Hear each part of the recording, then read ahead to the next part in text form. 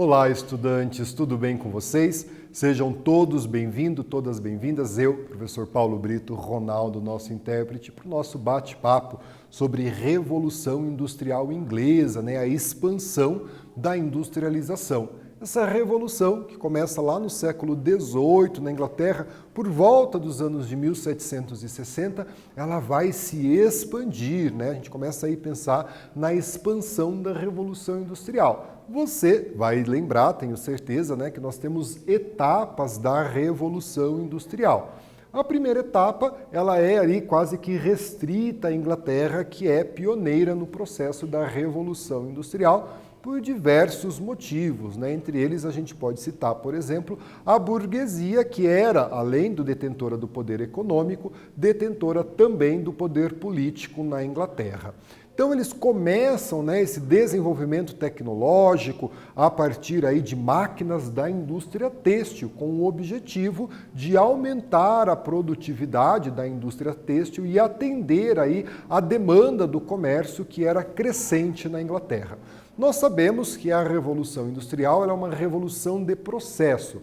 Por mais que ela tenha começado na segunda metade do século XVIII na Inglaterra, ela ainda está ocorrendo no nosso dia a dia. As transformações tecnológicas, o modo de trabalho, ele se altera nas sociedades a partir aí do desenvolvimento de novas tecnologias, como, por exemplo, nos dias de hoje, as tecnologias de comunicação, que alteram aí a forma como a gente se relaciona no mundo do trabalho, nas relações sociais, nas relações culturais. Vamos dar uma olhadinha no objetivo, gente? Identificar as consequências da Revolução Industrial. Então, quais serão aí as consequências da Revolução Industrial na Inglaterra? Ela vai se expandir para outros países da Europa, vai chegar aos Estados Unidos, vai chegar ao Japão ali por volta do século XIX, se expande aí para outras regiões do mundo ali no século XX, por volta da Segunda Guerra Mundial, e hoje a gente discute a quarta Revolução Industrial. Então vejam que ela é em processo e ela vai se expandindo e vai trazendo consequências na maneira de produção, na maneira do consumo, nas relações de trabalho, nas relações culturais, nas relações sociais, também nas relações de poder. Então são várias consequências da Revolução Industrial. Pessoal, você sabe dizer se hoje os motores a vapor ainda são utilizados? Eles eram utilizados no início da Revolução Industrial. E será que nos dias de hoje eles ainda são utilizados?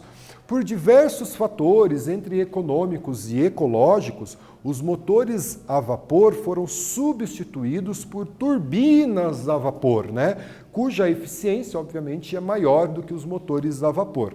As usinas nucleares que utilizam o calor de reatores nucleares para produzir vapor são um exemplo desse tipo de energia nos dias atuais. Então vejam aí a nossa problematização, A energia hidrelétrica, a principal matriz energética do Brasil, a energia hidrelétrica, o petróleo, o carvão mineral e os biocombustíveis, além de algumas outras utilizadas em menor escala, como por exemplo o gás natural e a energia nuclear, constitui aí o grupo das principais fontes de geração de energia aqui no Brasil atualmente. Então nós temos aí várias fontes de energia no Brasil, e a energia hidrelétrica, a usina de Itaipu, uma grande usina aqui no território paranaense, ali a binacional, parte da usina de Itaipu pertence ao Brasil, parte ao Paraguai, é uma usina hidrelétrica, fornece energia elétrica para o Brasil.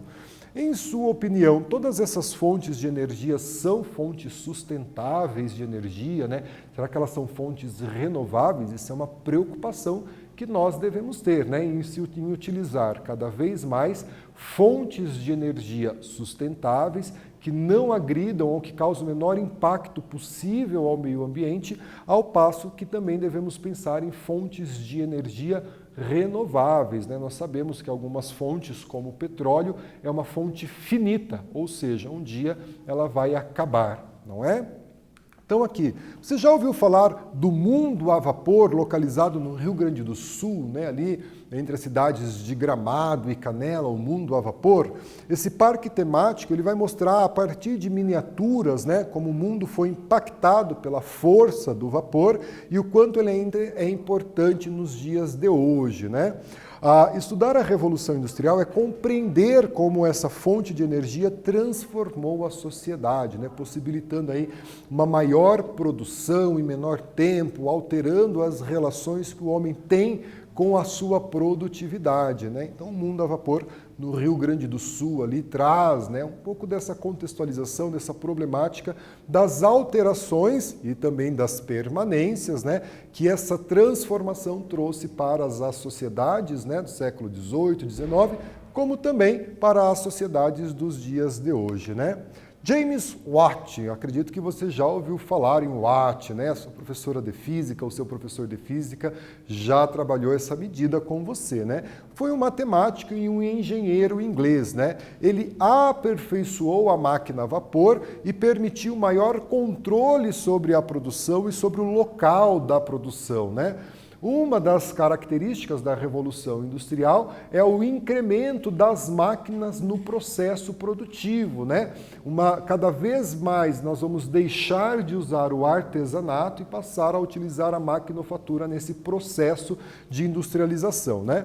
Com a sua máquina, a força do vapor substituiu a força humana, então não é mais o homem que vai fazer a força, é a máquina que vai fazer a força em um primeiro momento, nessa interação homem e máquina, né?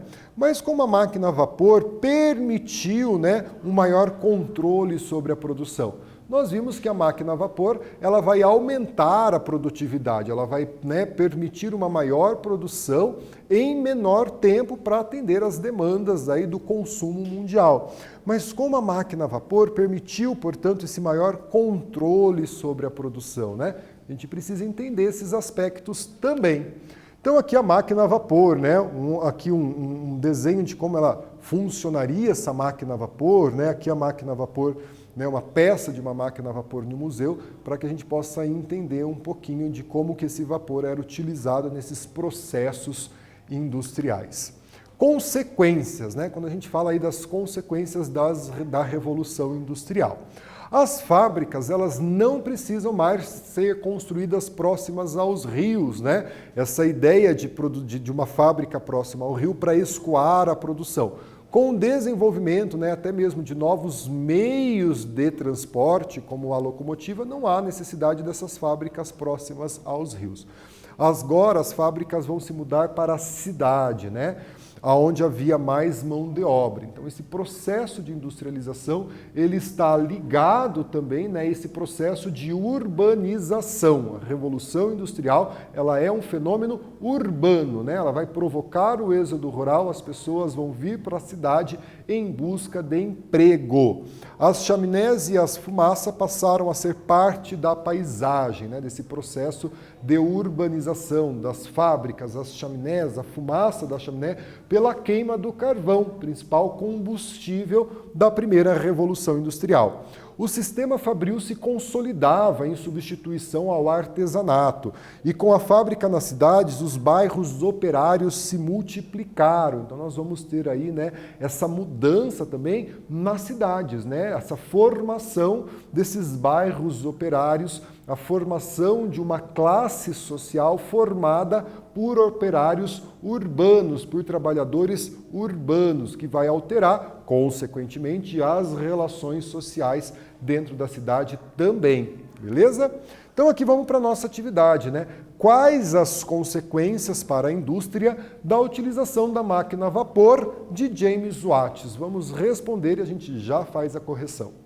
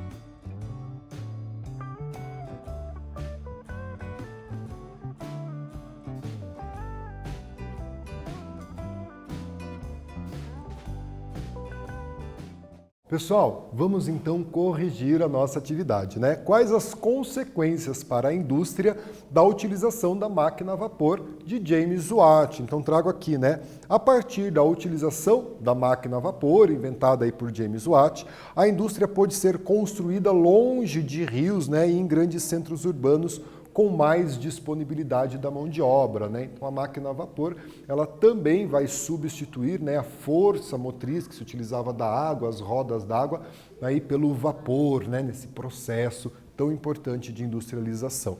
Transporte, gente. Se antes o problema da produção era o transporte, como transportar essas mercadorias, né? Então, se antes o problema era a produção, desculpem, né? E agora a gente precisa pensar aí no transporte, né? Como que eu transporto essa mercadoria, né? Adaptando a máquina a vapor de James Watt com as demais máquinas, o aumento da produção ele foi gigantesco. Então eu produzia dentro dessas fábricas, mas eu preciso fazer com que essa produção chegue aos diversos mercados consumidores, né? Dentro da Inglaterra, fora da Inglaterra, em outros países, em outro continente. Então eu preciso pensar aí no desenvolvimento do transporte, né? Não dá para continuar o meu transporte aí em carros de boi, em transporte que usavam aí a força animal para percorrer longas distâncias com uma produção cada vez maior, né? Era necessário uma nova forma de escoar esse excesso de produção. Então eu produzo muito, mas eu tenho um gargalo que é como que eu vou escoar esse processo de produção. Então começa também o desenvolvimento dos meios de transporte, né? Eu preciso também, neste processo de industrialização, desenvolver os meios de transporte para que eu escoe a minha mercadoria, eu escoe a minha produção e faça com que ela chegue aí aos mais diversos mercados consumidores, né? Então, inventada por George Stephenson em 1814, a locomotiva, né, a Maria Fumaça, ela atingia até 45 km por hora e permitia carregar grandes toneladas de produto. Você pode pensar assim, mas professor, 45 km por hora, será que é uma velocidade, né, tão grande? Pessoal, vejam que nós estamos falando de 1814, né? Então, aí 45 km por hora numa locomotiva que pode levar toneladas de produto foi, sem dúvida alguma, uma grande transformação no meio de transporte, né? Lembrando que essas locomotivas também vão fazer aí, né, vão poder transportar pessoas, né, encurtando o tempo, né, de deslocamento de uma cidade para outra, né?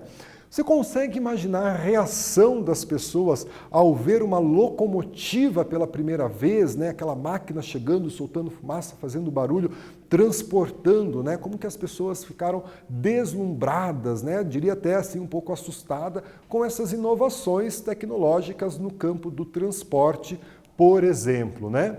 Então aqui, ó, um navio a vapor, né?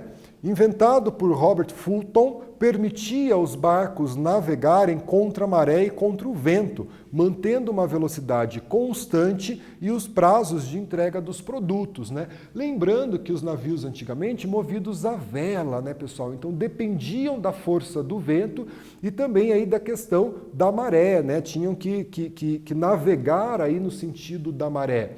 Agora eu tenho um barco que é movido à força do vapor, né? Permitindo aí tanto a navegação contra a maré como contra o vento. O homem passa a controlar essa navegabilidade de uma forma mais eficiente. Então veja aí a importância, né, dos barcos a vapor. Permite aí que eu leve essa mercadoria em menos tempo para distâncias cada vez maiores, né? E aqui uma atividade. Olha só, pessoal, vou ler junto com vocês. As imagens anteriores nos remetem à forma como as mercadorias podem chegar até nós hoje em dia. Pensando nesse desenvolvimento dos transportes, responda: qual o papel dos transportes na ascensão do processo de industrialização? Vamos responder a atividade e a gente já faz a correção juntos.